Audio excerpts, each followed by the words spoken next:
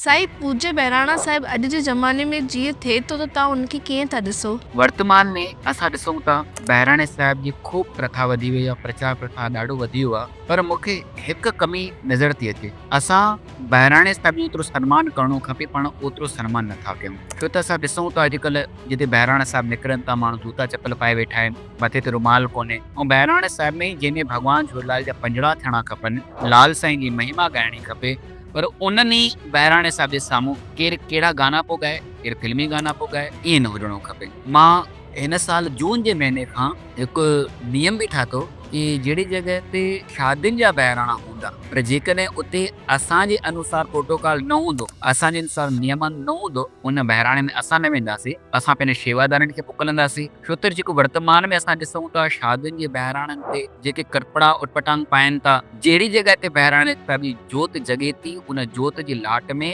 भॻवान झूलेलाल साईं साक्षात रूप सां विराजमान थियनि था।